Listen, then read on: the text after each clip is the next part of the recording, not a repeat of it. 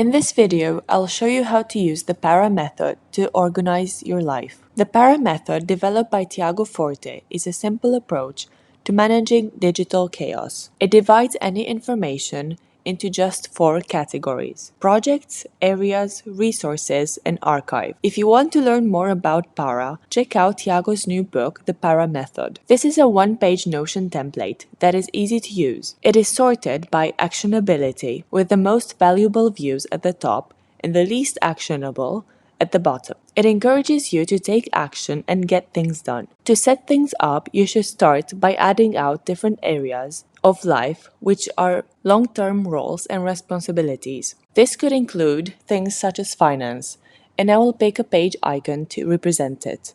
Other areas might include health, college. As a bonus, to visually enhance each area of life, you can add the page cover to a corresponding page. I will quickly do that for each area. Every newly created page comes with a project board view where you can add and manage all related projects under this area. You can see the live projects or see them by status. For example, I'm working on account.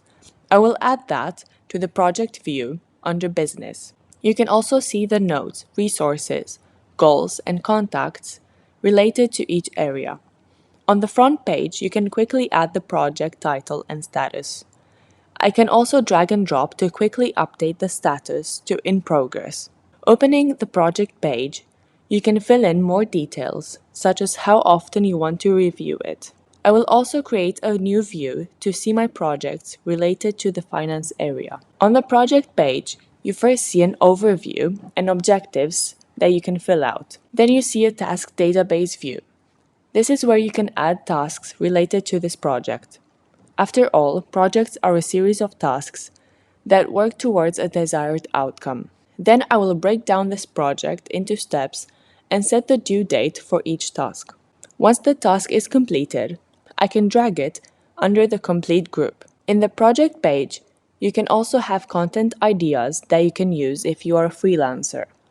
And the notes and resources are filtered by the area of the project. Now I will showcase what using this dashboard looks like on a daily basis. At the top, we have quick capture buttons, which allow you to capture new tasks, project ideas, or useful resources to our databases. If we don't have the time to fill in the details or review each item, we can simply close the page and come back to it later on. Every newly created task, project, or resource defaults to the inbox status. The Inbox tab view on each of the task, project, and resource databases is where we can review and process these capture-in-the-moment items. To stay organized, allocate time each day to process the items in your inbox. You can go to This Week view to see the tasks you need to complete for that week. You can simply mark each task as completed by clicking on the checkbox. In the Projects view, you will get a checkbox if you need to review that project. Our Hire an Accountant project has not yet begun, so we will outline some tasks to get started.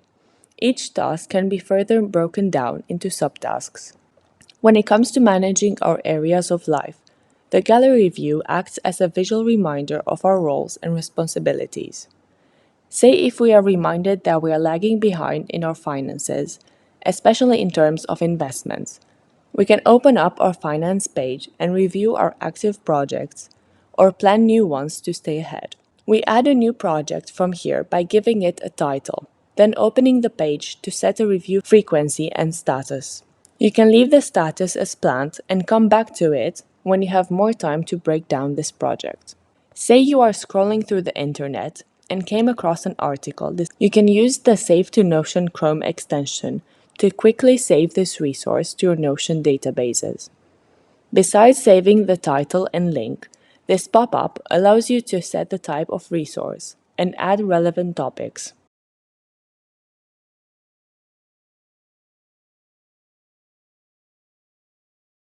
Back in your Notion dashboard, if you scroll down to the inbox view of our resources, we will see this newly added resource.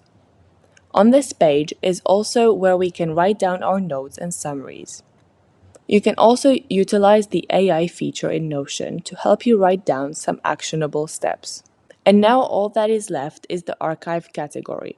The term archive implies that the item is no longer relevant.